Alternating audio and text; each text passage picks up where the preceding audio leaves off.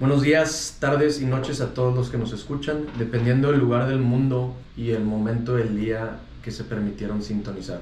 Mi nombre es Fernando Fuentes y yo soy el host de este nuevo podcast titulado Entre Nubes, aprendizajes y reflexiones en pro de tu bienestar integral.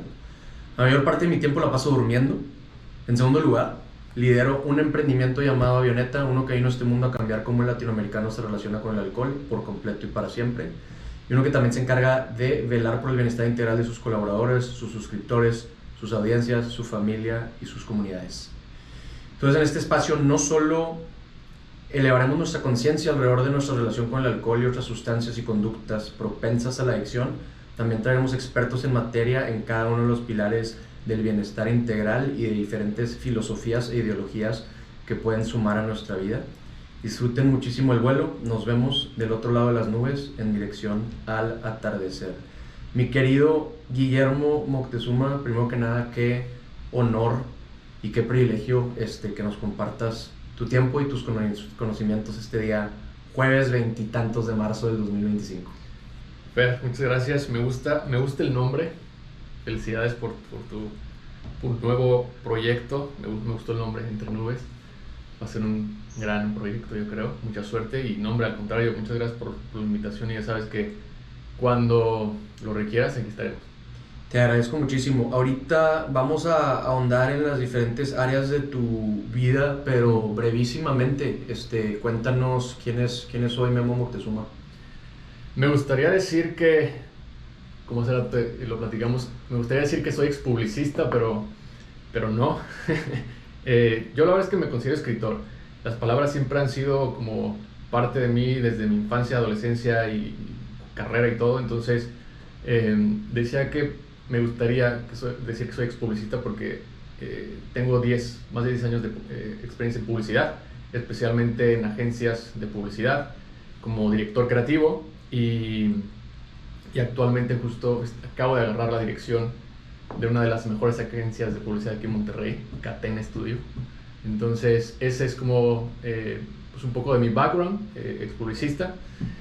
Y soy también fundador de la plataforma de contenido Pórtico Estoico, en donde comparto la filosofía del estoicismo de forma práctica y a cómo aplicarla en este mundo moderno, ¿no? Súper, súper. Bueno, ahora nos vamos a echar un clavado primero a tu infancia y adolescencia. Memo, ¿estamos listos? Estamos listos. Mira, va una facilita para empezar. ¿Qué edad tienes?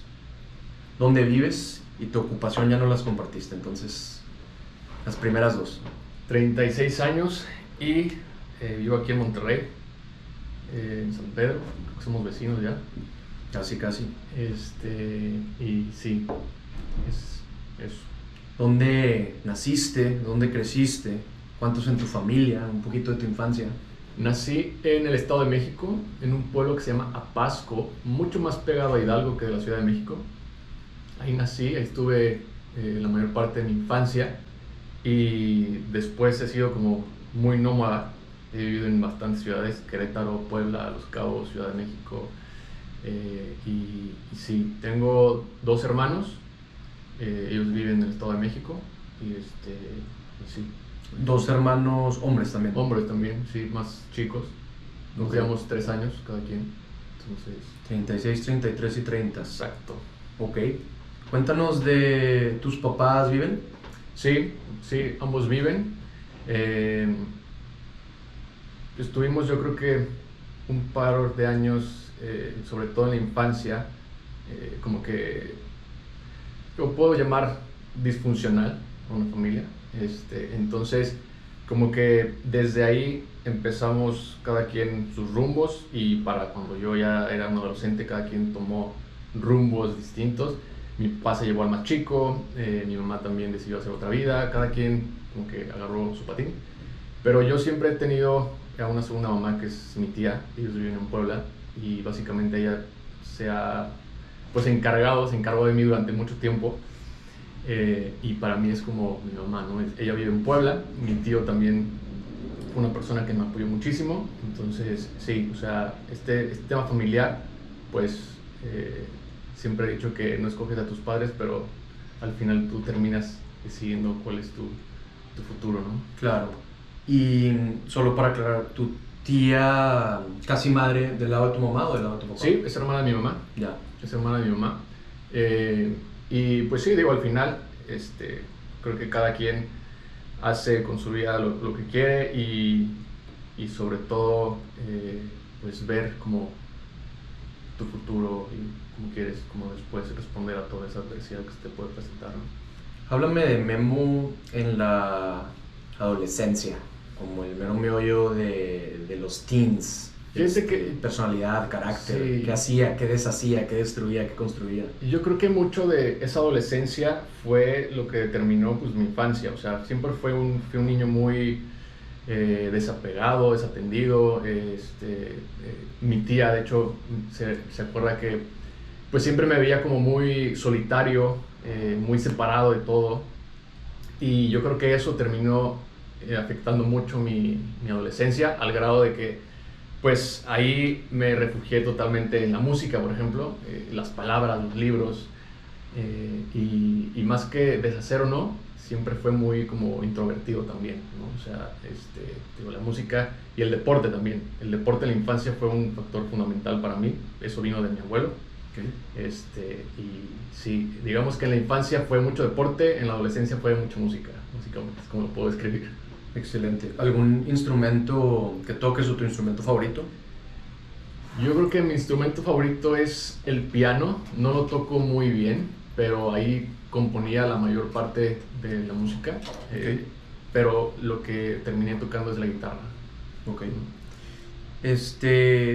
Disculpa que nos vayamos tan rápido con esta sección, pero quiero dejar más para el estoicismo y la relación con el alcohol. Pero háblanos de tu carrera. ¿Dónde estudiaste? ¿Qué estudiaste?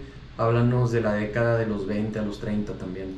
Pues mira, básicamente mi carrera la empecé en administración, o sea, negocios. De ahí brinqué a la hotelería. Un mentor me dio un internship en un hotel que se llama Pueblo Bonito, acá en Baja California Sur. Y estuve en este internship casi 2 años y medio con la finalidad de al fin, quedarme con un hotel como gerente. Fue todo un entrenamiento ejecutivo donde pasé desde recepción, bellboy, hasta gerencia, ¿no? Y fue una etapa demasiado enriquecedora. Yo creo que a mí eso me dio otra carrera, una segunda carrera, como una maestría, de cuenta. Y eso fue lo que me abrió muchas puertas en el trabajo a muy temprana edad. Después, a los 26, por ahí, dio un giro totalmente mi carrera. De la hotelería pasé a la publicidad, justo porque encontré que este tema de las palabras que te contaba al principio, de cierta manera entendí que un director creativo es el que puede hacer tangible un poco esas ideas, ya sea para vender un producto o para contar una historia. Y entonces me dediqué a capa y espada a buscar una dirección creativa. Me costó muchísimo, pero eso fue ya básicamente de los 25 a los 30, ¿no? Y básicamente fue eso. O sea, mi carrera la hice en publicidad en una agencia española en Ciudad de México. Tuve de ahí la oportunidad de ir a Madrid.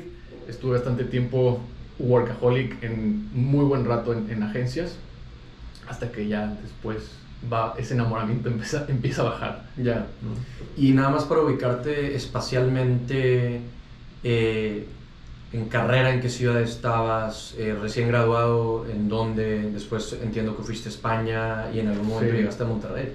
Sí, a ver, un poco la carrera estaba en el TEC de Monterrey en Puebla.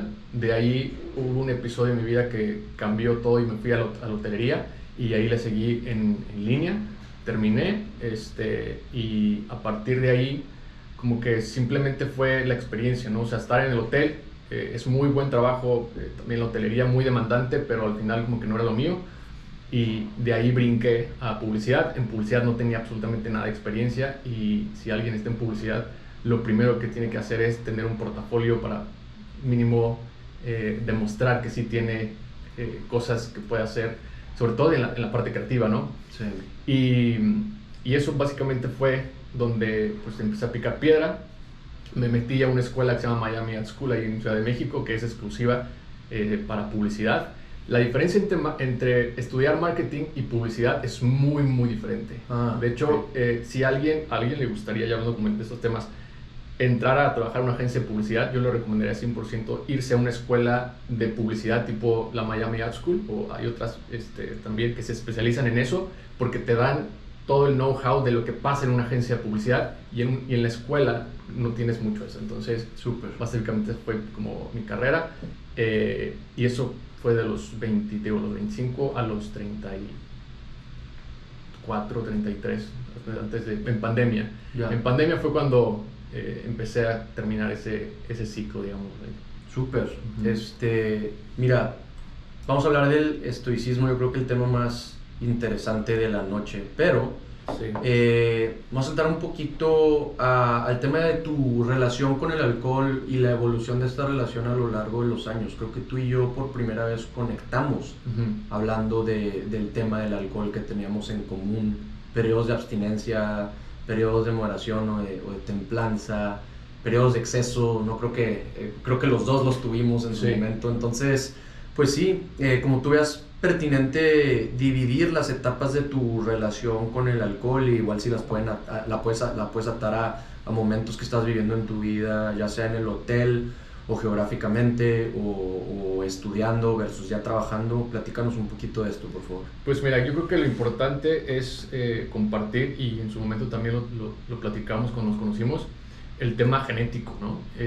Yo vengo de una familia alcohólica y también con tema de incluso como violencia, que son este tipo de cosas que en aquellos años pues chance no había los canales, o no había incluso la comunicación abierta para hablar de estos temas, y cuando tienes esas experiencias tú las ves y nadie te dice de que oye, eso no está malo, no puede pasar, entonces te quedas con esos traumas, quieras o no.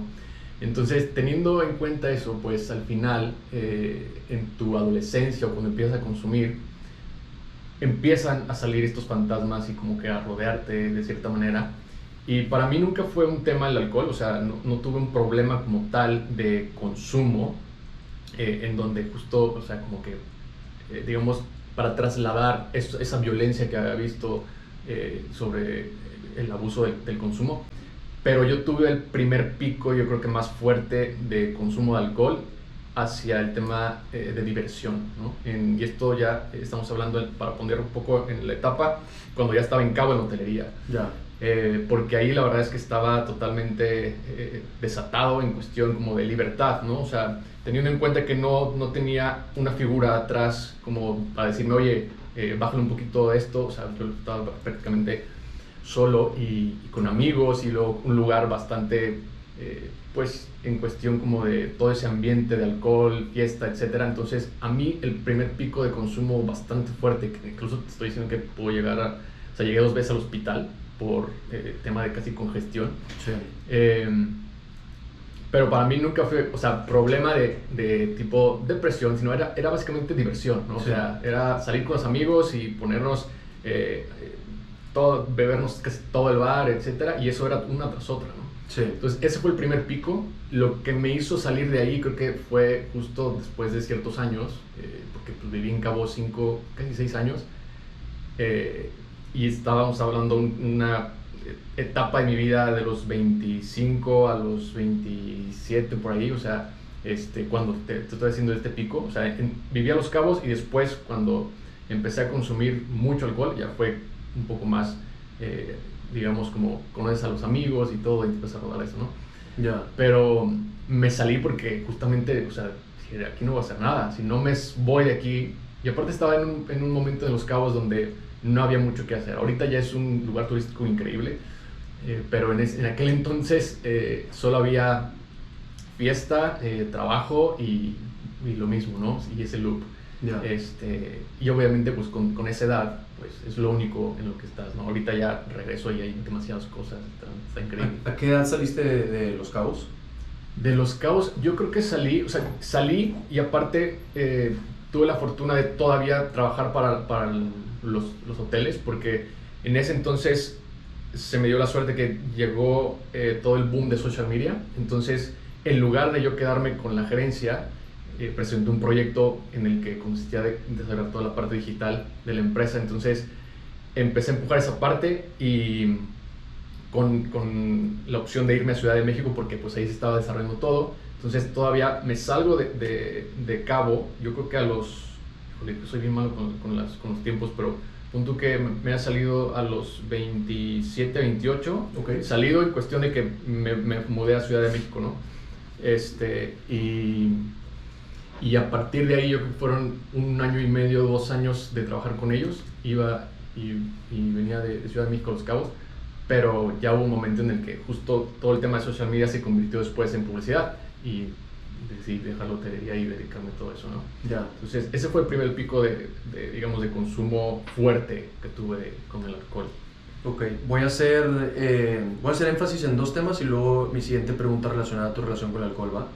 El primer tema, mencionas haber presenciado o vivido, no sé cuál de las dos sea y no quiero ahondar o sea, no hay necesidad de ser amarillistas, pero el hecho es que hubo violencia en tu periferia o en tu experiencia de la infancia, y de hecho la violencia es una de muchas posibles, le llaman experiencias adversas de la infancia.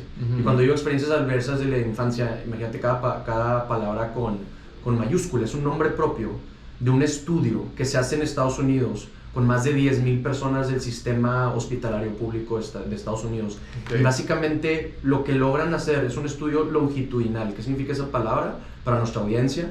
Es un estudio que toma datos de la vida de una persona a lo largo de décadas. Okay. Entonces, tomando datos a lo largo de décadas con más de 10,000 personas, logran correlacionar experiencias adversas que habían vivido las personas en su infancia, como violencia, ya sea física o psicológica, como abandono, como divorcio, separación de los padres, y un sinnúmero de más de experiencias. Carencia económica también es una. Y logran correlacionar esto con muchos temas de salud a largo plazo, como ser propensos a tener malas relaciones con el alcohol o con el juego o con la comida o con otras sustancias, cómo desarrollar problemas cardiovasculares, cómo desarrollar problemas en el sistema respiratorio. Entonces, ¿a qué voy con esto? Como el mensaje en el español coloquial es, cuando somos niños y niñas, somos esponjitas y todo lo absorbemos, queramos o no, nadie nos pregunta y no tenemos la conciencia de saber cuándo cerrar los ojos o cuándo taparnos los oídos o cuándo salirnos de ese lugar. Sí. Y entonces somos esponjitas que vamos absorbiendo todas estas experiencias, y como un foam de esos de memoria se nos queda la huellita en el cerebro.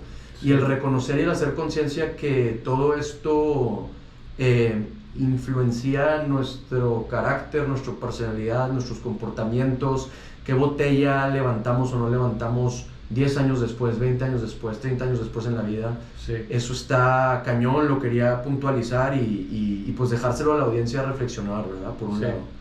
El segundo punto que mencionaste, que se me hace bien interesante y ahorita lo estoy meditando mucho, es cómo el entorno, cómo a veces una ciudad, un barrio, un grupo de amigos puede influenciar tanto la persona en la que te vas a convertir los siguientes tantos meses o años de tu vida. Porque tú mencionaste que en algún punto dijiste, si yo me quedo aquí en Cabo, y a ver, es generalizar, ¿verdad? Monterrey tiene sus luces y sus sombras, Ciudad de México también y Cabo también. Sí, pero tú en algún punto te levantaste y dijiste, yo me quedo aquí en Cabo, pues no voy a salir de esta vida ajetreada de la hotelería y los bares y el trago y las luces y el humo, ¿sí me entiendes?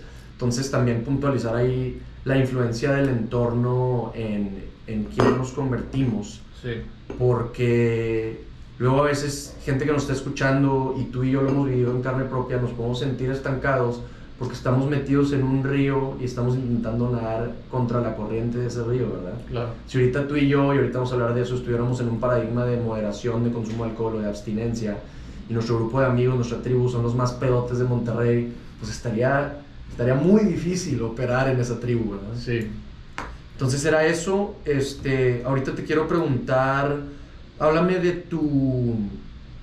No sé si ahorita tengas una relación con el alcohol, una de moderación, no sé si estés abstemio. La última vez que tú y yo platicamos, que de hecho me hiciste el honor de invitarte a tu podcast, estabas abstemio, pero cuéntame cómo ha evolucionado todo esto. Pues mi relación con el alcohol, digamos, ahorita ya tiene un nivel, digamos, de moderación que yo considero, en cuanto a mi contexto y mi entorno, yo lo considero bastante balanceado. La verdad es que no no soy una persona incluso que llega a ir a bodas y todo y a veces ni siquiera lo consumo. Creo que mucho tiene que ver ese año que dejé de tomar. Para mí cambió totalmente mi perspectiva de consumo, mi perspectiva de cómo el alcohol influye demasiado en las cosas que te gusta hacer, las cosas que te gustaría hacer. Entonces, para mí ese año fue muy, muy importante. Y sí, creo que cuando nos conocimos todavía estaba en ese proceso. O sea, fue un año. Literalmente un día agarré y dije, voy a dejar de tomar. Porque ya está aquí en Monterrey. Y la verdad es que también, como bien mencionas, o sea, tiene mucho que ver el entorno y todo el tema de los amigos. Cuando cambias de ciudad, es un muy buen punto que hace rato también lo estaba pensando, que cuando alguien cambia de ciudad, pues se olvida un poco de los amigos, no tienes mucho a dónde ir, por lo mismo, chance tu nivel de consumo va a bajar, porque pues no es lo mismo ir solo a un bar que ir con los amigos, ¿verdad? Claro. Entonces, cuando yo cambio de ciudad, me encuentro con esto, pero ya traía el estoicismo muy metido, ¿no? Entonces, para mí, y ahorita lo tocamos, el estoicismo tuvo un gran impacto en el tema de no solamente de la moderación, sino también tuvo mucho que ver con este tema de experimentar un año de abstinencia, ¿no? Y llego a Monterrey y entonces seguía tomando esporádicamente, pero también le empecé a meter al ejercicio y me empecé a dar cuenta que sobre todo cuando consumía, ¿qué te gusta? 4 cheves, 3 cheves por ahí, pues quieras o no, el alcohol al siguiente día te va a pasar esa factura cuando quieres hacer deporte y si a eso le sumas la desvelada o el sueño, pues te va a pasar la factura. Y a mí lo que me pasaba es que cognitivamente al momento de escribir ya no estaba funcionando y eso me estaba de cierta manera estresando y yo mismo me estaba enojando conmigo mismo, ¿no? Ya. Entonces un día dije, ¿sabes qué? Ya no puedo hacer esto, voy a tratar de ver qué pasa sin el alcohol durante un año y ahí vamos viendo, ¿no? ¿Recuerdas la fecha que empiezas? Exactamente, 22 de febrero del 2023. 22 de Lo febrero. tengo muy preciso porque aparte fue algo que en donde me agarré, es el cumpleaños de mi hermano. Y mi hermano siempre ha querido tratar de, pues sí, de abstenerse, ¿no? O sea, no lo ha hecho periódicamente, o sea, como que ha tratado, pero por una u otra siempre se lo gana. Entonces, de esa fecha me agarré justo para un poco inspirar, decir, vamos a hacerlo juntos, pero bueno, venga. Al final, por eso lo agarré y por eso lo tengo muy presente. Pero sí, fue una de las mejores experiencias que he tenido esta parte de dejar de tomar un año y fue eso, ¿no?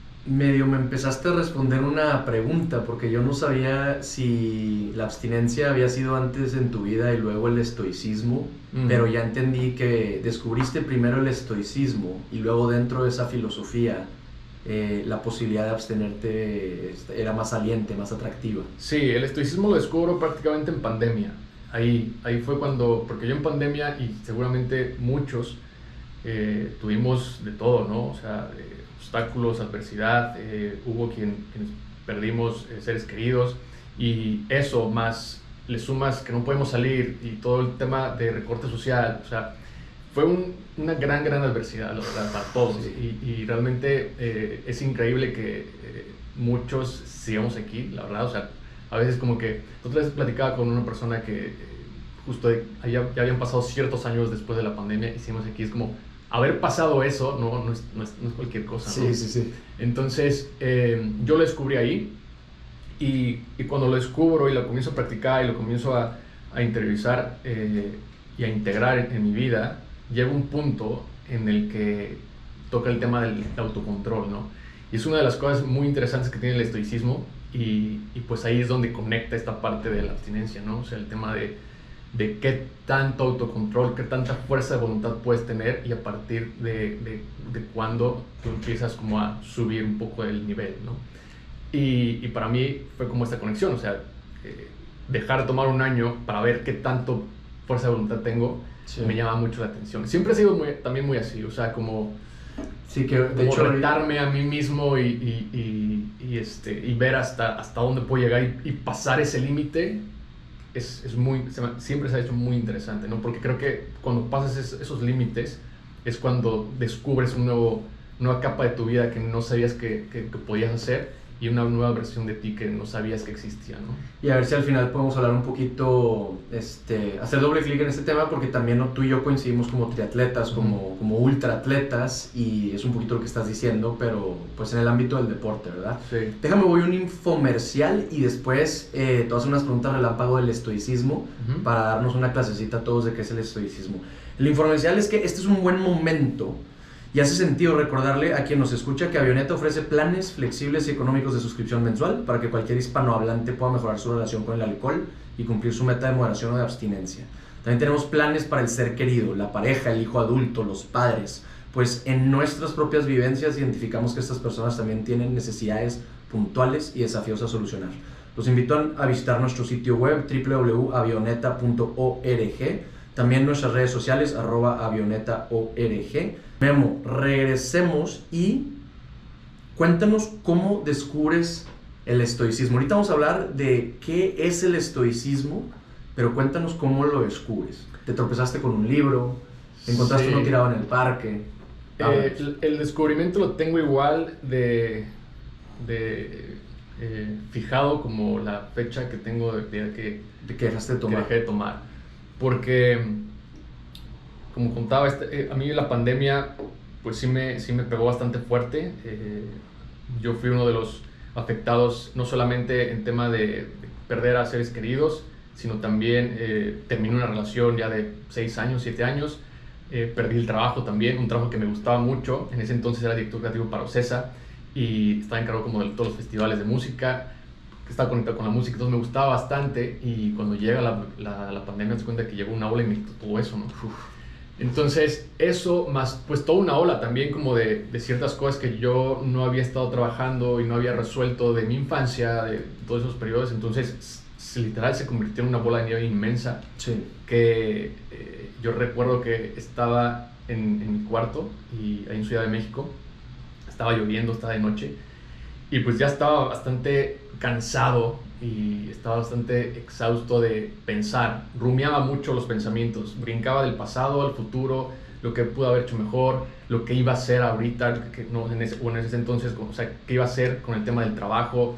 Me la pasaba rumiando todo eso. Y pensar todo eso es demasiado exhausto y te quita mucha energía. Y si a eso le sumas malos hábitos, como no dormir bien, como no alimentarte bien, como tomar, fumar, etcétera, pues se vuelve una cosa muy, muy fea, ¿no? Entonces, me acuerdo que estaba en mi cuarto, estaba lloviendo, estaba acostado en la cama, y por algo se me ocurrió simplemente googlear cómo dejar de pensar.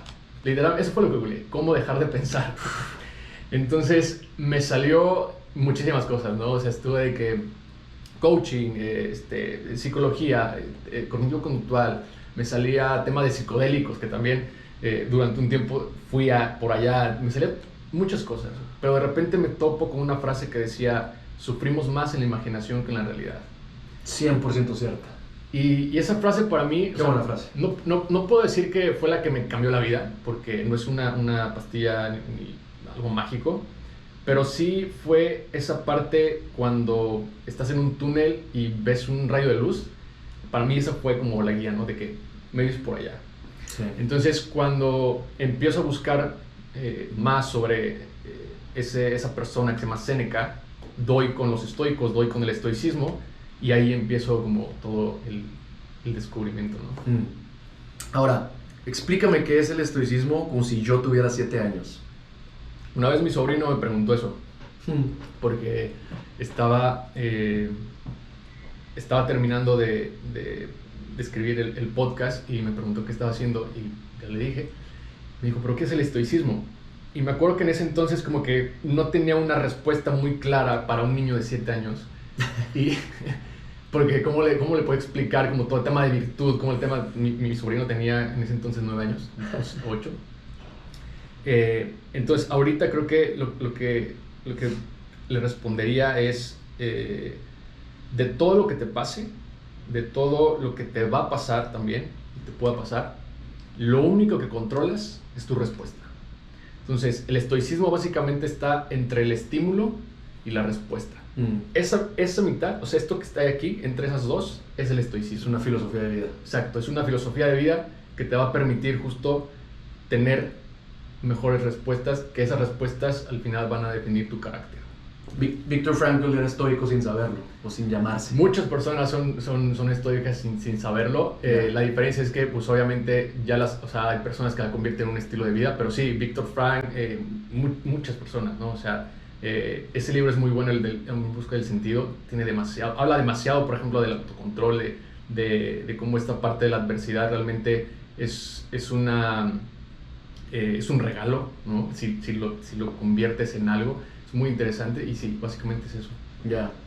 Esa frase, digo, me estoy yendo una mini desviación, pero esa frase que dices que sufrimos mucho más en la imaginación que en la realidad es súper importante y la escuché un derivado este año. 2024 para mí fue un año de enfrentarme mucho al rechazo por andar buscando financiamiento para Avioneta en lo profesional y por ser soltero, o sea, en lo personal. Entonces también haz de cuenta que pues sí, dicen los gringos, te tienes que poner allá afuera, exponerte al mundo, y a ver si al mundo le gusta lo que ve, ¿verdad? Pero muchas veces el tema del rechazo es justo eso, o sea, tú en lo que estás esperando una respuesta, sea positiva o negativa de inversión, por ejemplo, en Avioneta, sufres mucho más el tiempo de espera versus ya cuando te dan la respuesta, ¿verdad? Que es la realidad. Y tu imaginación se imagina 10 escenarios trágicos cuando simplemente estar más estoico y esperar el escenario actual. Pero bueno,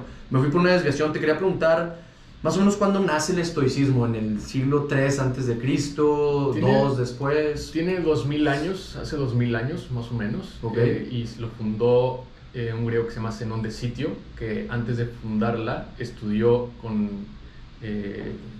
otros filósofos, los cínicos. Los cínicos eran, se puede decir, rivales de cierta manera como de los estoicos.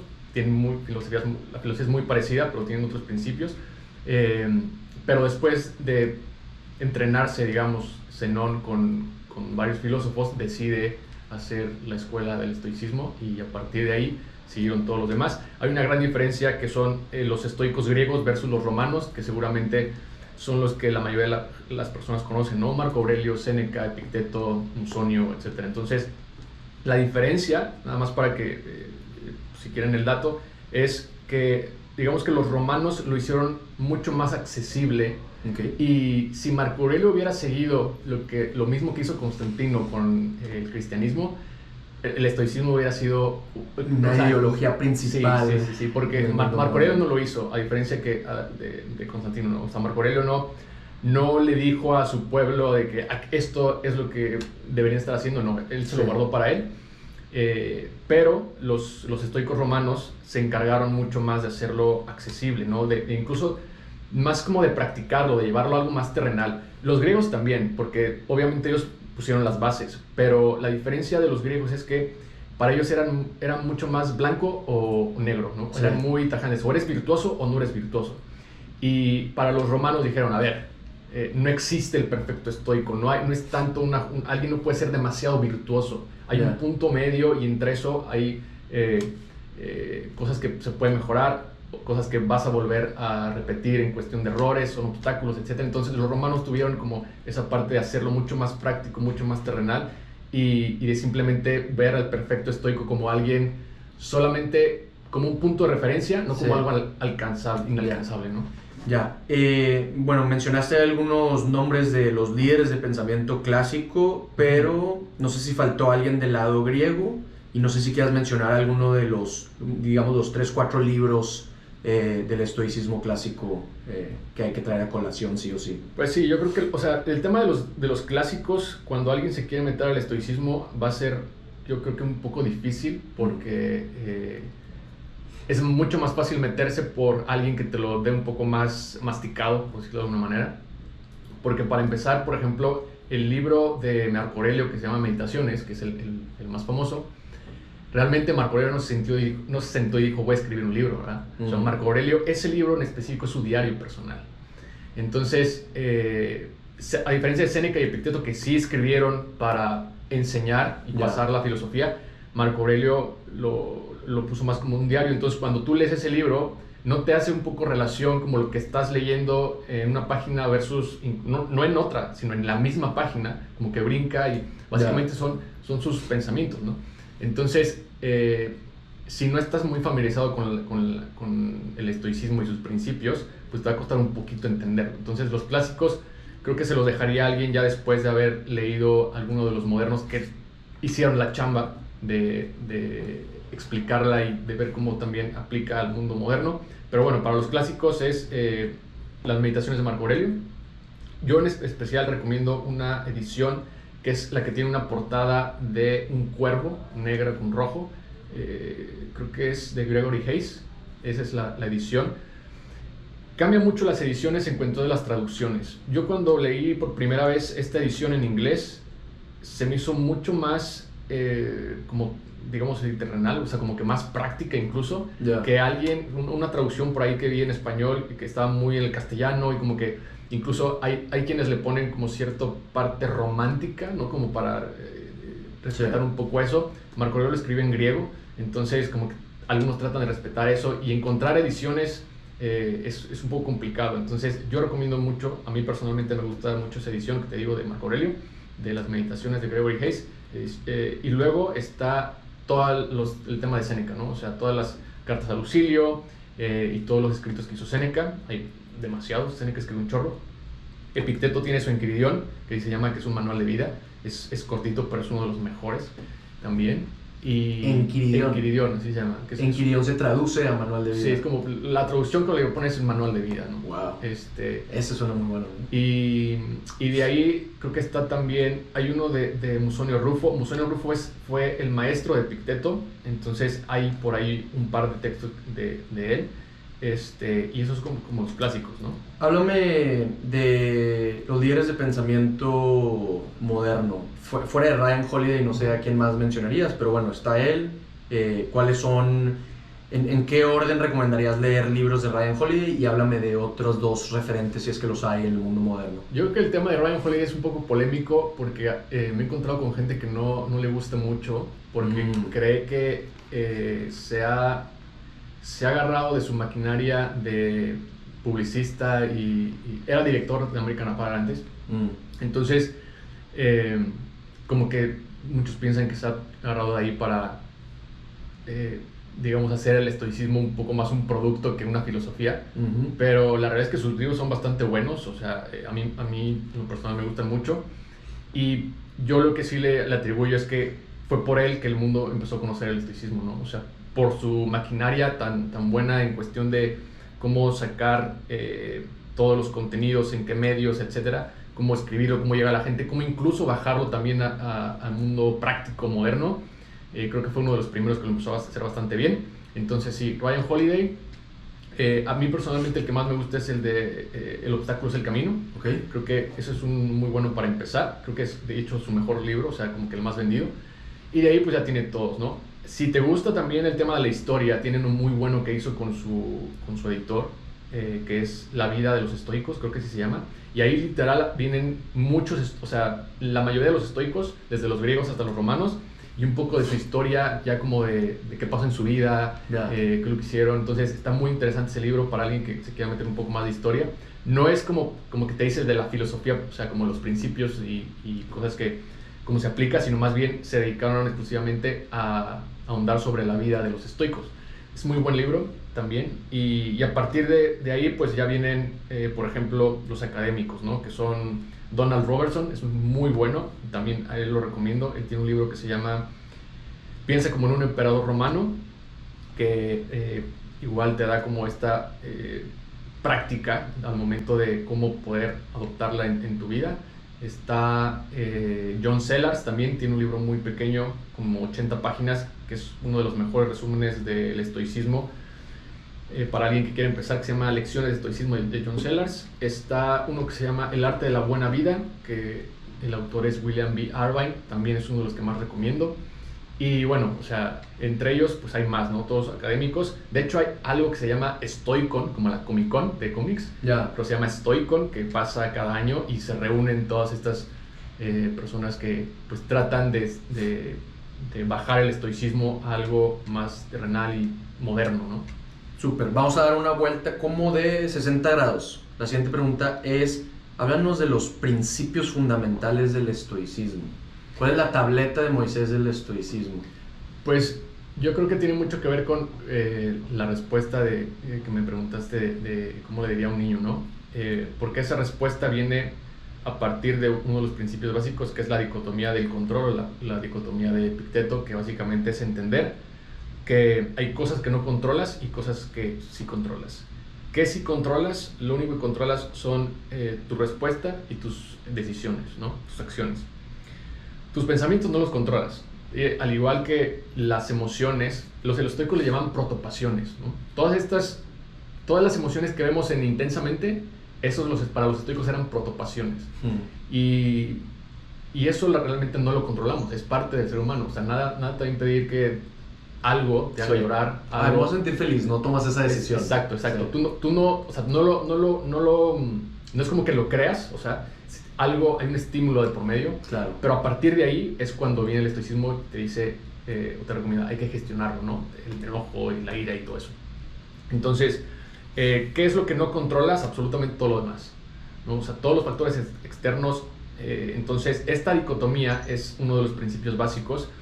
O sea, perdón, solo para aclarar, yo no controlo factores internos, yo no controlo factores externos, lo único que controlo es mi respuesta a ellos. Sí, básicamente. Wow. O sea, tengo muy poco control sobre el mundo. En cuestión de este tema de las emociones, que es una de las cosas que se empieza a diluir, ahorita si quieres también tocamos ese punto del estoicismo con E minúscula y el estoicismo con E mayúscula, ¿no? Okay. Se empieza a diluir, ¿por qué? Porque empiezan a tomar mensajes como que el estoicismo es alguien súper recto, sin emociones, frío, que bloquea el dolor, o que incluso busca el dolor, como que le atribuye más a un adjetivo de actitud, digamos así, ¿no? Okay. Y pues la realidad es que es todo lo contrario, ¿no? O sea, el estoicismo es una filosofía estructurada basada en la virtud, la naturaleza y la razón, básicamente, ¿no? Pero sí, es uno de los principios. Y después viene toda unas cartas, un abanico de opciones y herramientas, ¿no? Hablamos, por ejemplo, de la adversidad. Marco Aurelio lo tiene muy claro cuando dice que lo que se interpone en el camino se convierte en el camino, ¿no? Y eso es parte de entender que... Qué buenas frases, de la adversidad. Trae buen branding y buenos eslogans los estoicos, pero bueno, sí. Continúa. De la adversidad... entender que es más un regalo, ¿no? Y cuando a alguien le dicen que la adversidad es un regalo, que lo que te acaba de pasar es un regalo, obviamente le quieres dar una cachetada, ¿sabes? Pero el trabajo previo que se hace de autocontrol, de disciplina y de templanza, de moderación, todo eso es lo que te va a ayudar a entender después de eso que te pasó, de algo bueno va a salir de ahí. Claro.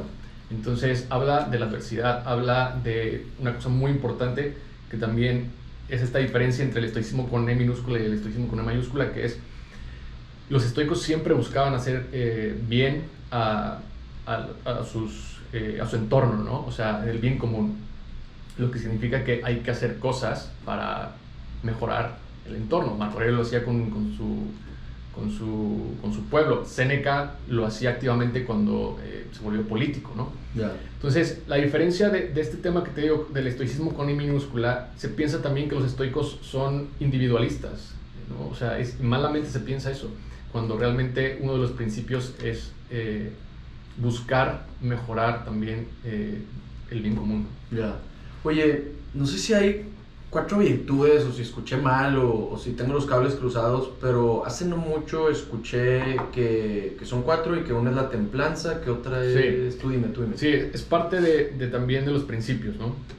Para los estoicos, la virtud máxima estaba compuesta por 4 tenets, que es la templanza, la moderación, la justicia y la sabiduría, ¿no? Ya. No, espera, ¿templanza y moderación no es lo mismo? No, sí, perdón, es valentía, justicia, templanza y sabiduría. Justicia, sí. Templanza y sabiduría, súper. Entonces, esas 4 virtudes funcionan como un ciclo en el cual cuando tú haces correctamente una, automáticamente las otras 3 están conectadas. Ya. ¿No? Por ponerte un ejemplo.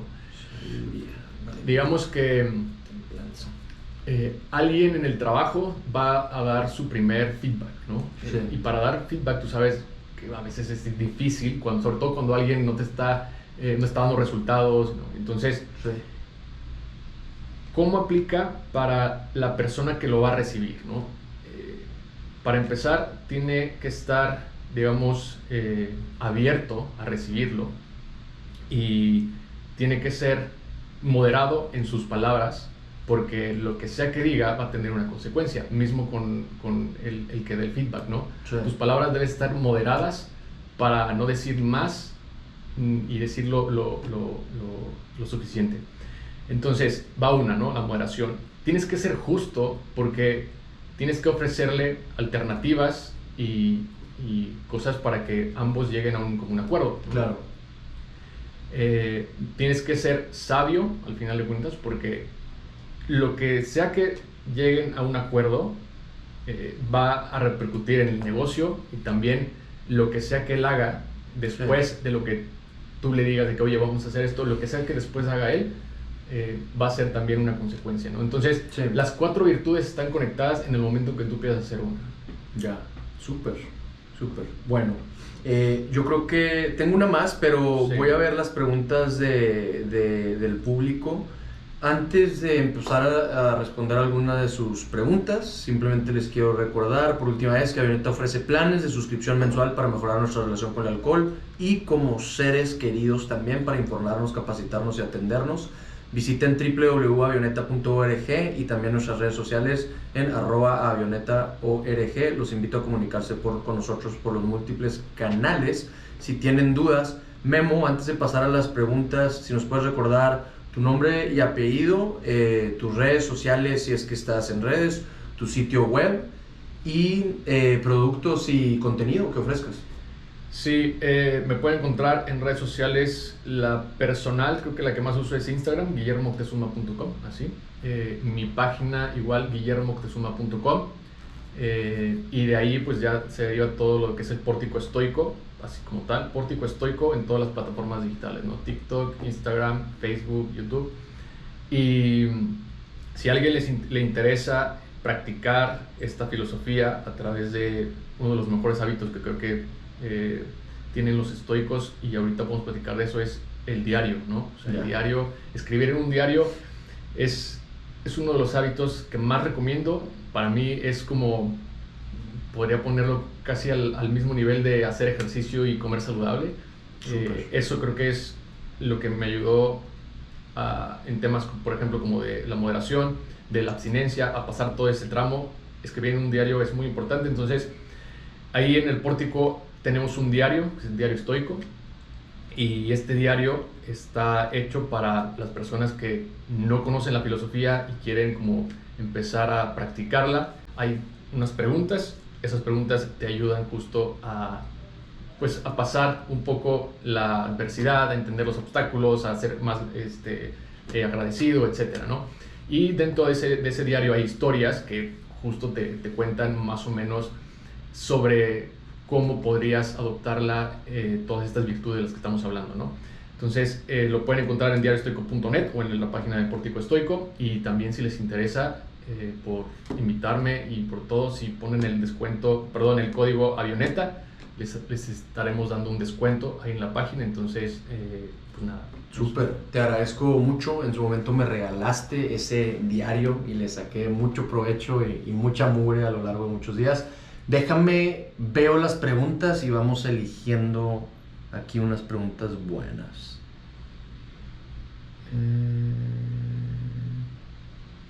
Ahí va una. Preguntan si conoces algún texto bajo la filosofía estoica que podamos leer para trabajar la moderación o la abstinencia. Gran pregunta. ¿Algún texto relacionado al consumo? Híjole, algún texto como tal, no recuerdo, pero híjole, no quiero sonar tampoco a comercial, pero ahí en el podcast tengo varios. Tengo uno sobre todo como temas de alcohol, creo que se llama, es la historia de Marco Aurelio y su hermano. El hermano de Marco Aurelio al parecer era alcohólico. Entonces, en este episodio hablo justo de cómo tal vez para Marco Aurelio el ver a su hermano cómo estaba siendo pues atraído por este tema de consumir demasiado, de pasarse en las fiestas y no de y de no ser responsable con lo que necesitaba hacer. Como que el ver eso fue parte de lo que pues al final dictó su carácter y su forma de pensar. Entonces, sí, creo que tiene que ver mucho con el autocontrol. O sea, en el autocontrol hay algo que los estoicos tienen, por ejemplo, que creo que una vez te lo compartí, que se llama la copa del autocontrol, ¿no? Que la copa del autocontrol básicamente es retarte a ti mismo y pedir una copa donde sea que estés y simplemente tenerla ahí, ¿no? No tomártela. No tomártela. Sí, está increíble. Entonces, esa copa del autocontrol, los estoicos lo hacían, pedían simplemente la copa de vino y la tenían toda la noche y se iban, ¿no? Para reforzar este tema de fuerza de voluntad. Y es un gran ejercicio ese. Wow, me encanta. El episodio lo pueden buscar Pórtico Estoico, la palabra Marco Aurelio, la palabra alcohol, probablemente sale. Y muchos de los episodios del podcast de Memo no son tan largos, entonces también sí, en YouTube tengo un episodio, ahorita me acordé, en YouTube tengo un episodio justamente que es alcoholismo y estoicismo.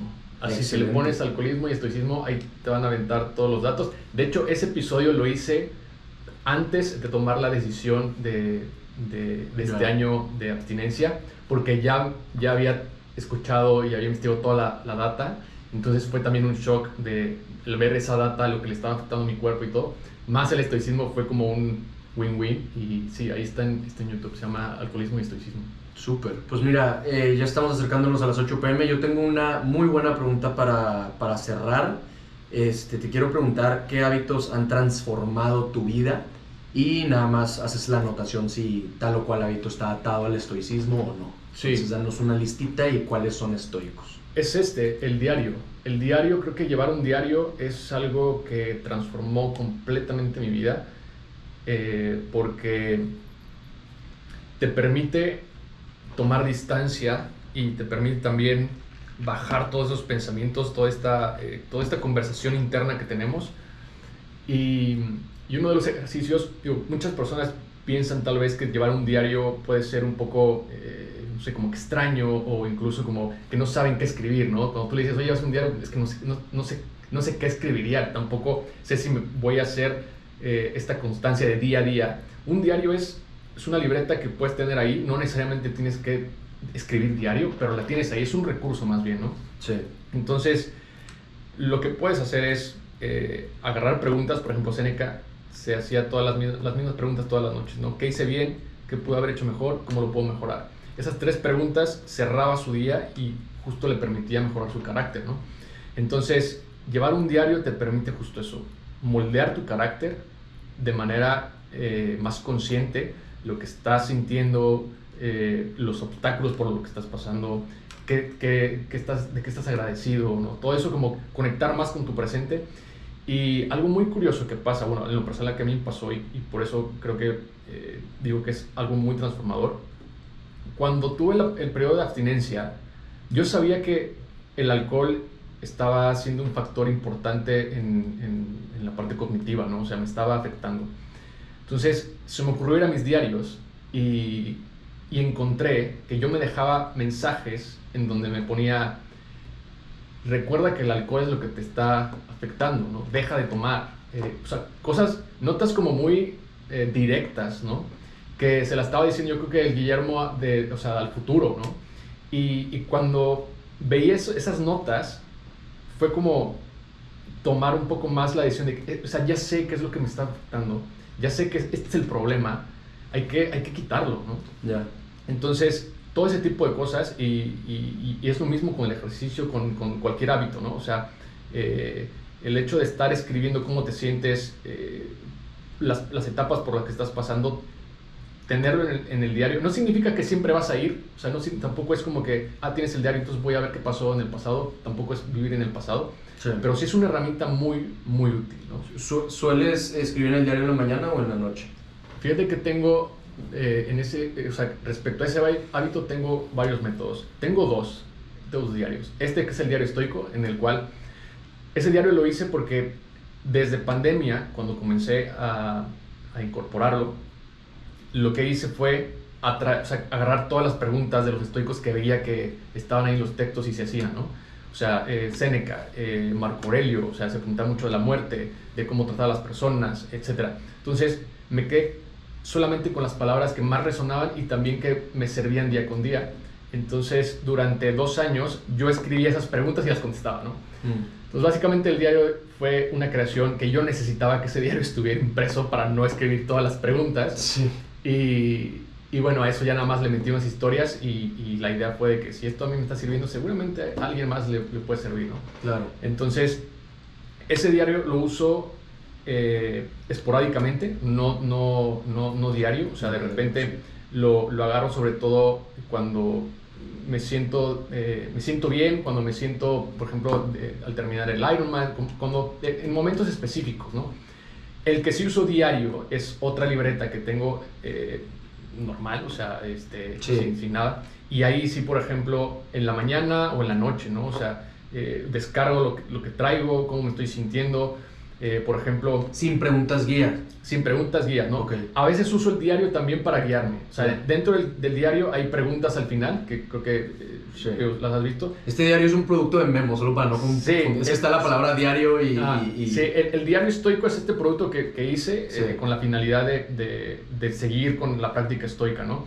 Y dentro de ese diario, aparte de las preguntas diarias que se repiten cada día y están divididas en mañana y noche, al final hay preguntas que te dan una guía para algo más, ¿no? Entonces, mi diario personal, por ponerle otro nombre, mi diario personal lo uso de esa manera, o sea, para descargar, incluso para tener conversaciones conmigo, como que es algo que creo que también funciona mucho, el distanciarse y hablarte en tercera persona, ¿no? De que Sí. si vas a tener una junta importante y sabes que va a haber fricción, háblate a ti mismo, ¿no? O sea, de que recuerda ser paciente si esta persona se sale de control y qué vas a hacer, ¿sabes? Como ese tipo de cosas, ponerlas previo a, Ya. cambian totalmente la situación. Aún si la situación no pasa como crees, porque no tienes el control, pero mínimo ya tienes esta previsualización, ¿no? Que le llaman los estoicos. Entonces, ese hábito es así, es uno de los mejores hábitos para mí y es uno que está muy, muy ligado al estoicismo. O sea, los estoicos eran... Yo para mí lo veo como su arma secreta. El diario era su arma secreta de todos. ¿Por qué? Porque ahí parte de eso es por lo que estamos hablando de ellos, Claro. ¿no? O sea, ahí estaban en sus escritos y sí, o sea, al final es parte de un hábito y una vida integrada alrededor de la filosofía estoica, ¿no? Súper. Memo, son las 8:05 p.m. en una zona horaria 7 horas antes o después de la zona del meridiano de Greenwich. Me gustó decir eso.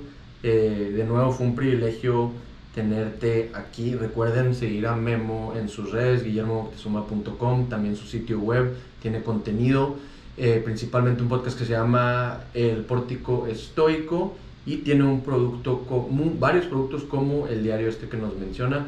Memo, te agradezco muchísimo tus conocimientos, tu tiempo, el corazón que le metiste a este podcast. Hablamos pronto. Gracias a ti, gracias por la invitación, mucho éxito en lo que venga con este proyecto. Como te lo repetí aquella vez que nos conocimos, es una gran plataforma y lo que necesites, si quieres hacer algo con el estoicismo y avioneta, yo estoy encantado.